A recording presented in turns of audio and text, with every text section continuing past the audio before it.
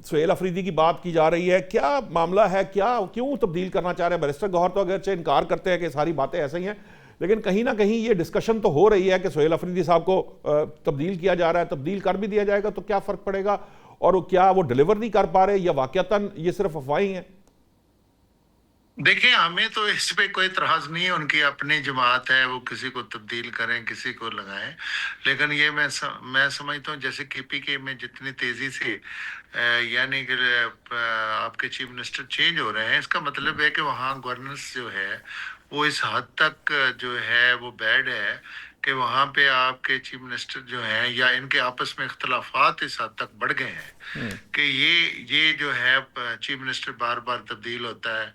और इसका आपको वाज़ेह तौर पे आपको नजर आना चाहिए कि पीटीआई में कौन सी स्ट्रीट पावर रहेगी, कौन सा असूर रह गया, कौन सा इनमें आपस में इत्तेहाद रह गया, कौन सी ये मूवमेंट चला सकेंगे, कौन सा ये इमरान खान साहब को ये कहते हैं कि हम अपने स्ट्रीट पावर से रिहा कराएंगे। ये कितनी दफा इन्होंने अनाउंसमेंट की, कितनी दफा इन्होंने टाइम दिए, उसका आपके सामने रिजल्ट है। और फिर जो गवर्नेंस है उसका मॉडल भी आपके सामने है कि वहाँ जो इलाज मुआवजे के लिए लोग भी जो हैं वो इस्लामाबाद का या कराची का रुख करते हैं।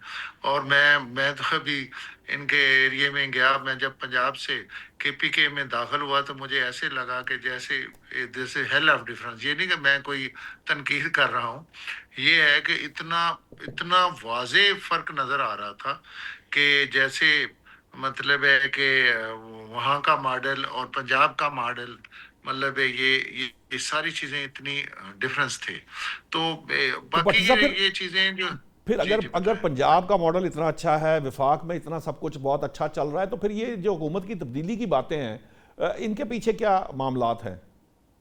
देखिए, मैं तो पंजाब या फेडरल की बात करूं, ये आपके सोशल मीडिया या जरूर है चैनल चलाना, सोशल मीडिया भी चलाना है, इसके लिए इन खबरों की कोई ताकत नहीं है। अगर मुझे आप कोई ऐसा बता दें कि इसमें कौन सी ऐसी चीज है जिसको आपके पास ऐसा सबूत है, कोई आपके पास कोई ऐसा मुतबादले का रास्ता है आपके पास पाकिस्तान को चलाने का, पाकिस्तान को आगे लेके जाने का, या कौन सी ऐसी चीज है कि क्या खुदा न खास्ता अल्लाह ताला ने पाकिस्तान को इज्जत नहीं दी, जब पूरी दुनिया पाकिस्तान को इज्जत दे रही है। इतने बड़े मुल्क के साथ आपने मुकाबला किया और आप जीते, आपको पूरी दुनिया में इज्जत मिल रही है। तो आप मुझे ये बताएं कि अगर देखें, अगर आप ये कहें कि महंगाई हो गई है, पेट्रोल महंगा हो गया है, तो आप देखें ना, जैसे अभी अभी पेट्रोल सस्ता हुआ तो पेट्रोल सस्ता हो गया, और वो तो अगले मंडे अपना सारी फ्राइडे को दो बार फिर बट पेट्रोल जब आपने सस्ता पेट्रोल हो की रहा है। बात की है, मैं तो माजरत ये चाहूंगा, आप देखिए बात ना जारी रखिएगा, मेरा एक सवाल जरूर ले लीजिएगा। प्राइम मिनिस्टर साहब ने आवाम से, और जो आपके पेट्रोलियम मिनिस्टर हैं, स्टेट मिनिस्टर हैं, उन्होंने वादा किया था कि जितनी प्राइसेस कम होंगी उस हिसाब से हम प्राइसेस डाउन करेंगे। 74 रुपए की कमी ज़रूर की गई, लेकिन आज जो आलमी प्राइसेस हैं वो ईरान जंग लगने से पहले से भी कम हो चुकी हैं। लेकिन हमारे यहाँ तेल की कीमत उस लेवल पे नहीं आई जो ईरान जंग लगने से पहले थी। इस बारे में ज़रूर बात कर लीजिएगा।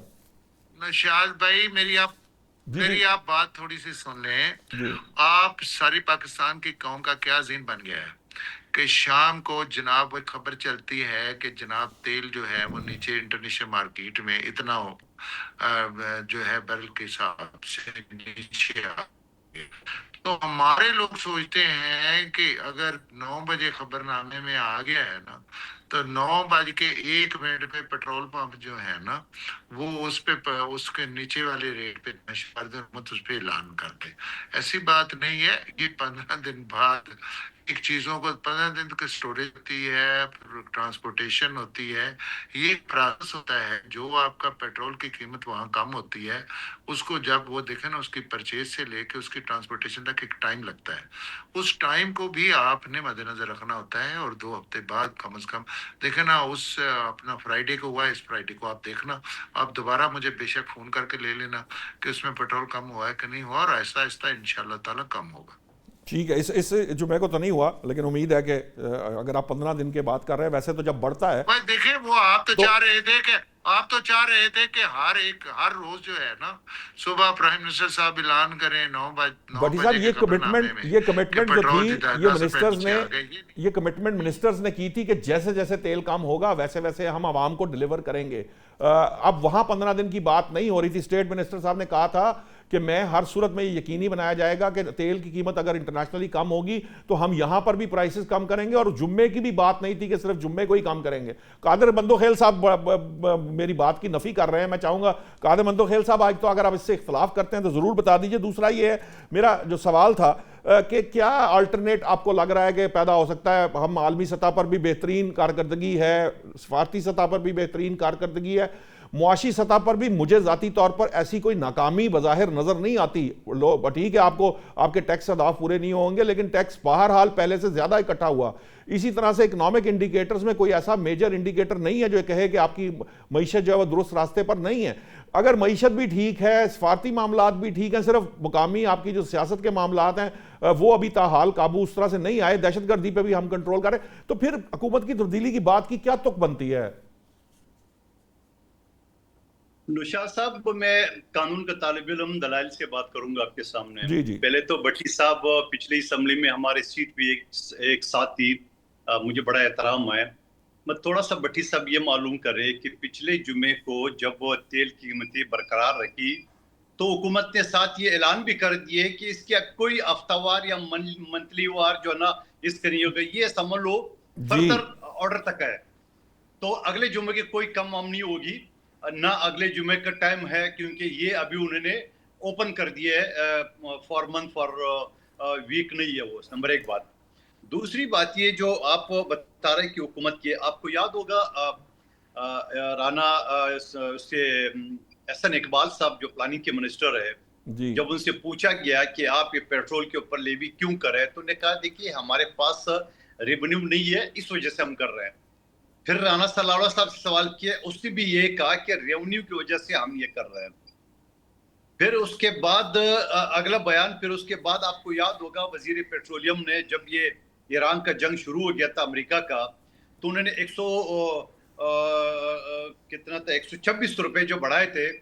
तब जब पूछा गया मीडिया वालों ने उनसे कि बाबा अभी तो 28 दिन का आपके पास जखीरा था जी और आपने पिछले रेट पे खरीदा था, तो क्यों महंगा करे?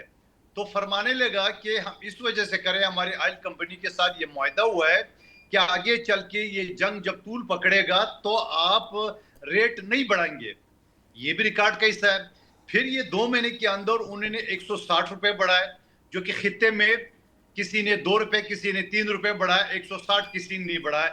जबकि हमारे जहाजों पाबंदी नहीं थी, हमारे जहाज पाकिस्तान का झंडा लेके ना अमेरिका कुछ कह रहा था ना ईरान कह रहा था, ये भी एक आता है। लेकिन सवाल ये कि फिर मैं इन्हीं के वजीर का एक डिफेंस मिनिस्टर जो ना ख्वाजा आसिफ का बात दोहरा रहा हूँ, उन्होंने ये कहा कि हमने हमारे जो एफबीआर ने 1200 अरब जो रिकवरी की है, 1200 से ज्यादा वो खा चुका है। और ये राणा सलमान के दोनों का बयान, ये भी रिकॉर्ड का हिस्सा है की बात है। और फिर जब 1000 गाड़ियां दिए एफबीआर वालों को, तो उसके बाद उन्होंने ये कहा कि बहुत सारे लोगों ने मुखालफत की, उन फैसल वाडा साहब ने मुखालफत की है कि भाई क्यों ये गाड़ियां दे रहे। लेकिन आपको आदाद शुमार बता दूं, एफबीआर के जो मुलाजिमीन है पाकिस्तान में 23,000 है, और 23,000 सिर्फ 1200 रिकवर कर चुके, बाकी सारे इनके जोबे में गए।